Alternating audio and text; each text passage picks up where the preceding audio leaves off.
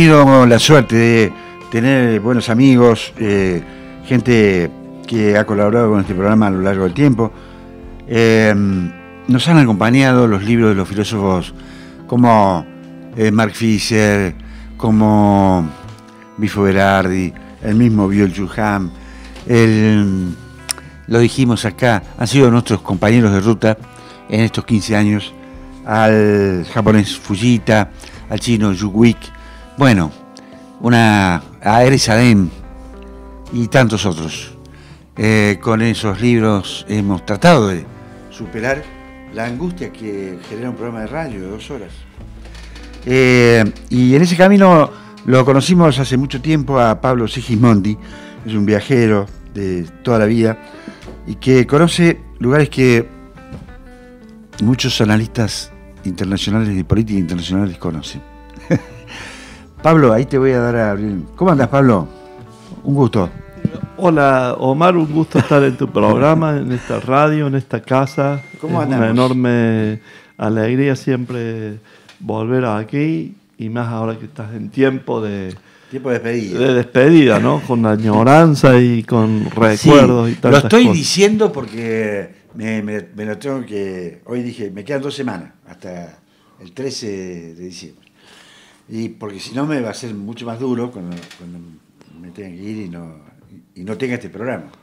Claro, lo importante siempre es que uno se va para volver y comienza otra etapa. Tengo otros planes, por eso también que tiene que ver más con la actividad literaria y todo eso, que tengo muchas cosas pendientes de terminar y me voy a meter ahí de cabeza, que necesitan tiempo, continuidad y trabajo. No se puede entrar de vez en cuando, ¿viste? Hay cosas que necesitan... Sí, lo conozco porque yo soy muy errático. Sí, Y cuando uno es errático no puede poner toda la energía en un solo lugar. Ese es el problema. Y bueno, pero tu caso es particular porque sos un caminante, andás por el mundo, andás por la ciudad, andás en bicicleta. ¿Cuántos países recorriste, Pablo? Hasta ahora 167. Así que vamos bastante bien. Falta un par todavía. Claro, es una enormidad. Sí. Muchas veces vos sabés que ahora, si Dios quiere, voy a darte una primicia. Estamos por inaugurar en las próximas semanas una muestra en la Plaza de España. Ajá, ahí abajo. Sí, con fotografías. Y va a ser sobre la vuelta al mundo en 80 fotos. Ah. Y de cada foto he elegido un solo país. Ah, bien. Por foto. Y vos sabés que muchas veces mientras hacía la edición de buscar fotos para esa muestra, pensaba, qué loco que estuve acá, ¿no? Qué loco que estuve acá. A veces ni yo me asumo, digamos, con claridad tantos lugares y tantas vivencias que uno lleva encima de esos viajes, ¿no? Sí, a mí me impresionó mucho escucharte, te he escuchado acá, inclusive en el programa, después en otras radios, en distintos lugares, de recorrer lugares tan bravos, me imagino, tan difíciles, caminando o en bicicleta, directamente, ¿no? Que la gente, parece que la gente al final andando es buena, ¿no? En general. Y creo que es como un estilo de vida. Si tuviésemos la suerte de andar más en bicicleta todos, ayudaríamos ni a hablar a la ecología, al planeta, pero sobre todo a la comunicación. Porque la forma de andar en bicicleta implica una velocidad mucho más acorde a nuestro paso ancestral humano que la velocidad de la rapidez, la casta veloz en la cual vivimos, y cada vez se hace más acelerada y más veloz. Entonces, la bicicleta de alguna manera ayuda mucho a comunicarse con el lugar, con la gente, de una manera, te diría, más simple, más humilde, más llana. Claro. He viajado en muchos sitios en bicicleta y lugares que solamente podríamos caracterizar por conflictos o guerras, se transforman en lugares donde la gente te ofrece desde una ventanilla de vehículo uvas para comer mientras vos vas pedaleando. Me sucedió esto que estoy contando en el lago de Galilea, en el norte de Israel, Palestina. Un lugar que uno asocia siempre a todo lo bélico, y sin embargo cuando te das cuenta que el sufrimiento humano y todo lo demás es paralelo a esas cosas que nos trascienden a todos, simplemente por humanos. Cuando vos te paras, como me sucedió este año, al frente del esqueleto de lo que fue la Lucy, esa homínida que se bajó de los árboles allá en Etiopía hace 3,5 millones de años, y te pones a pensar que en definitiva todos venimos de ella y que todos vamos a terminar como ella, ¿no? No sé si en una vidriera. No, seguro que no. Seguro que no, pero por lo menos digo, con nuestros huesos en algún lado. Y entonces uno se da cuenta, sobre todo, la finitud y lo pequeño que somos. Porque si algo te permite entender cuando se viaja, es nuestra propia finitud y nuestra propia pequeñez. Y después también los velos y la ignorancia que llevamos puestos, porque evidentemente eso es parte de la tragedia que nos separa como familia, ¿no? Pablo, vayamos concretamente ahora. Dice, bueno, da para hablar un montón de cosas más, pero hoy vas a compartir una mesa en una charla sobre una pregunta, ¿no? ¿Qué pasa con Palestina en este conflicto, ¿no? Que, bueno, es tremendo. Han destruido prácticamente el territorio palestino. Hay 40.000 víctimas, creo. Es atroz. Y yo siempre pienso y creo que, no sé qué idea tendrás, de que no todo el pueblo judío piensa lo que Netanyahu, ¿no? Y su plan de guerra y de exterminio. ¿Cómo será? Bueno, es muy buena la pregunta porque se confunden mucho los términos. Se confunde la religión judía con el Estado de Israel, se confunde la ideología política del sionismo, que es una ideología básicamente supremacista, racista, xenófoba, importada de los nacionalismos rancios de Europa del Este especialmente. Claro, sí. Se confunde a los palestinos con árabes, todo esto muchas veces hecho exprofeso. Se confunde el Estado de Israel, la política del gobierno de Israel con el pueblo judío.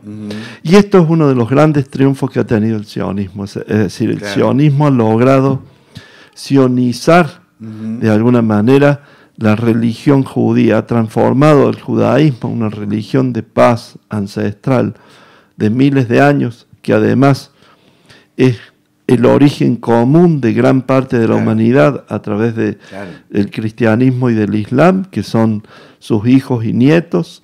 Los ha transformado en una religión, ha transformado esa creencia y esa religión del judaísmo en una maquinaria de guerra, ha transformado la esperanza judía en la vida eterna en una esperanza en las armas y en la supremacía de las armas y en la supremacía de la guerra. Y eso, en parte, explica lo que vemos hoy, porque vos hablaste de 40.000 muertos. La cifra es muy superior. Es muy superior. La revista Lancet, que nadie puede calificar de antisemita, una revista médica internacional, estima que las muertes que hay en la Franja de Gaza superan las 200.000 personas. Es decir, en la Franja de Gaza en el último año se han asesinado a prácticamente el 10% de la población, con el enorme agravante, la porfiria, la hazaña, de que más de la mitad de esos asesinatos se corresponden a mujeres y niños. en la Franja de Gaza. Lo acaban de dar públicamente un comunicado muy hermoso, un grupo de escritores encabezados por nuestra queridísima María Teresa Andrueto, que habla de este infanticidio que se lleva a cabo en Gaza. Yo digo, se está exterminando el pueblo palestino desde su propia raíz, porque cuando uno asesina niños exprofesos, cuando uno asesina a los niños, a los jóvenes, evidentemente está asesinando toda perspectiva de futuro. Y eso, en definitiva, va haciendo que este triunfo del sionismo sea el triunfo del apartheid, el triunfo de la limpieza étnica que se está cometiendo con el pueblo palestino. Acá hay lisa y llanamente limpieza étnica, no hay otra manera de calificarlo. Hay genocidio por donde se lo mire, no hay forma de escapar a la calificación de genocidio, lo que está sucediendo en Palestina y especialmente en la Franja de Gaza.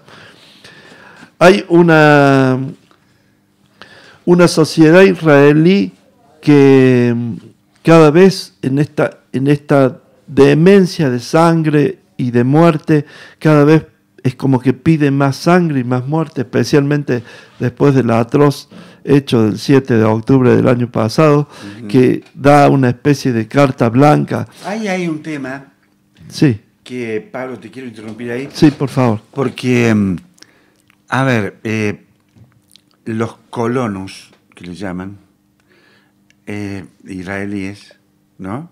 Habían ocupado, despojando a los palestinos de sus propias tierras. ¿Es así? Bueno, hay un sector importante apoyado por el Estado, por políticas de Israel. Esta es la política, digamos, permanente que vive el pueblo de Palestina desde hace 100 años.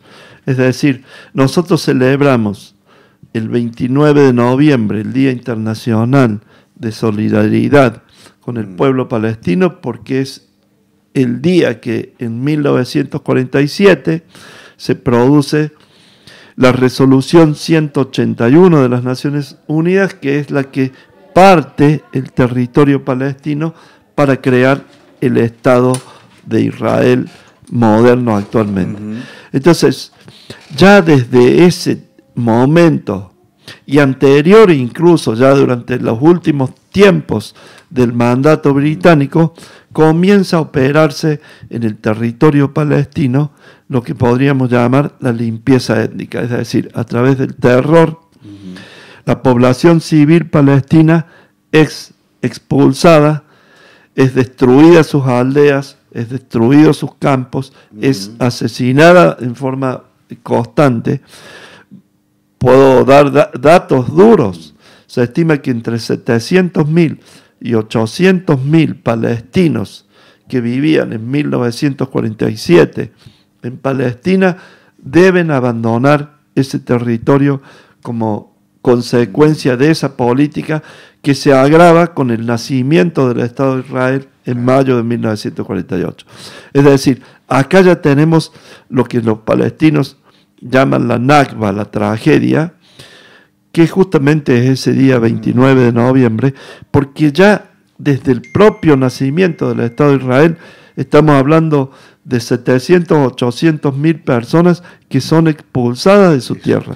A punto tal llega la locura en ese momento que al poco tiempo las propias Naciones Unidas deben dictar otra resolución que por supuesto nunca se ha cumplido, porque en definitiva nunca se cumplieron, ni la 181 ni la 194 que le sigue, que es una resolución que habla que los palestinos tienen el derecho a retornar a su tierra ancestral y además a ser compensados por los daños que sufrieron en aquellos años, ni a hablar ahora. Es decir, fíjate, estamos hablando de resoluciones que tienen más de 70 años y que jamás se cumplieron y que en el fondo hacen que cuando uno ve el mapa, es simplemente ver el mapa. Si vos ves el mapa, 1917, 1947, 1948, 1967, la Guerra de los 6 días, y en la actualidad, ¿qué ve uno? Que permanentemente el territorio que se corresponde al pueblo palestino se ha ido reduciendo cada vez más hasta transformarse hoy en los bantustanes. Y fíjate que es muy interesante porque la política que hacen los colonos en Palestina, que es apropiarse de los territorios de los palestinos, que es asesinar a los palestinos, expulsarlos, demolerles sus viviendas y demás, es exactamente la misma política que sufrían los judíos en la Rusia zarista en los pogromos. Es decir, ellos repiten en Palestina lo que habían sufrido a manos de los pogromos. Y hoy repiten en Palestina lo que sufrieron en la Alemania nazi. Claro, sí, eso... Aunque parezca muy increíble esto que uno está diciéndolo así, es una política permanente que, como digo, no hace falta adjetivarlo de ninguna manera. Basta con ver los mapas, basta con ver a qué ha quedado reducido el territorio de Palestina hoy, qué posibilidad real tiene un Estado que está formado por islas. Y después, otra cosa todavía más ilógica, que uno asume con naturalidad y que en realidad tiene una ilógica demencial que de alguna manera explica la problemática del hoy. Fíjate, ¿cuál es el argumento que el sionismo utiliza? El sionismo dice, nosotros volvemos a nuestra tierra prometida. Es decir, crea un Estado étnico religioso, siendo que la mayoría de los dirigentes sionistas son ateos o agnósticos. Es decir, ellos utilizan, tergiversan a su propia religión judía para los fines políticos de dominar Palestina. Y mucho más aún, si uno se pone a pensar en esa concepción sionista de crear un Estado étnico puro, que es el sueño, que en definitiva es lo que están cumpliendo, porque este asesinato que hablamos en la Franja de Gaza, este asesinato y hostigamiento. Lo que quisieron hacer, o lo hicieron en parte los nazis con el pueblo judío. Exactamente, esto mismo que ellos hoy cumplen, tiene una ilógica absoluta desde el punto de vista geográfico histórico, que es, vos imagínate, que nosotros somos cristianos, y dijéramos, los 1.500 millones de cristianos del mundo, queremos formar un Estado cristiano en Palestina o en Israel o en Jerusalén o en Nazaret, porque ahí nació, vivió, predicó Jesús. O que los musulmanes dijeran algo por el estilo, con Medina, la Meca, los 1.500 millones de musulmanes crearon un Estado. O los millones de cualquier otro, de budistas o de cualquier otro grupo que vos quieras, incluso grupo político, grupo social, que crear un Estado. Y eso es lo que se está haciendo. Y eso es lo que molesta de la presencia del pueblo palestino. Y después, por supuesto, también la confusión semántica que no es sino deliberada en el hecho de nombrar a los palestinos como árabes. Porque esto también es funcional a la ocupación. Ya que, a ver, explícame eso porque no. Sí, esto implica que muchas veces yo he viajado, he tenido la suerte y la bendición de Dios, de Allah, de viajar 3 veces al territorio de Palestina e Israel. ¿Y qué te dicen muchas veces a algunos israelíes? Te dicen, pero si los palestinos son árabes y tienen 20 estados más árabes a donde se pueden ir, ¿por qué no nos dejan en paz que nosotros vivamos? Entonces, en esta confusión de asimilar Palestina con pueblo árabe, claro, ¿qué sucede? Uno diluye y dice, pero si hay 20 estados árabes alrededor, ¿por qué no se van a joder a otro lado? Por eso se van a Egipto, a Marruecos, a Argelia, a Irak, a Jordania, al Líbano. ¿Qué nos vienen a molestar a nosotros que estamos formando nuestro hogar étnico? Y eso deja en evidencia, además, lo rancio del colonialismo sionista y la réplica de ese colonialismo, que es una herencia exacta y calcada del propio colonialismo y racismo que Europa utilizó y usó y practicó en el resto del mundo desde el siglo XV en adelante. Es decir, cuando vos ves las conquistas de Europa en África, en América, en Asia, además Francia, Bélgica, el Reino Unido, España, Portugal, Italia, en los diferentes lugares del mundo donde pusieron sus botas. Ellos aplicaron una técnica racista colonialista y esa es la técnica que ranciamente a los finales de los albores del colonialismo en la segunda mitad del siglo XX aplica Israel en los territorios palestinos ocupados. Entonces queda clarísimo también que en esta confusión semática hay además otro hecho, que es el de poner inmediatamente el mote de antisemita a cualquier persona que quiera hablar o que quiera cuestionar o que quiera poner un poco plantearse algunas dudas sobre la política que el Estado de Israel lleva hacia los palestinos. Es decir, es muy probable que algún oyente pueda decir Pablo es antisemita, porque estoy planteando una cuestión básicamente ideológica de Estado. El semitismo es además un concepto racial que involucra e incorpora al pueblo árabe, porque todo el pueblo árabe, como el pueblo de Israel, es semita. El pueblo judío, como el pueblo árabe ancestral, son semitas. Es decir, yo que desciendo de madre y familia árabe materna, soy tan semita como cualquier judío. Claro. Y sin embargo se me coloca el mote de antisemita. Y en ese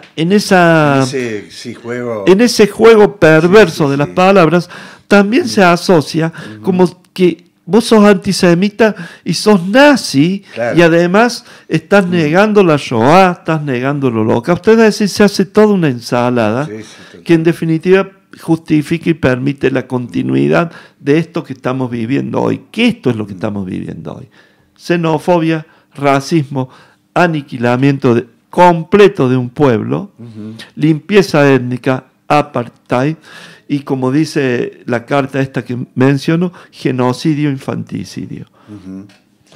Eso, esa carta la publica, la firma la Tere Andrueto y un montón de gente más, me imagino. Sí, esa carta está publicada en mi Facebook.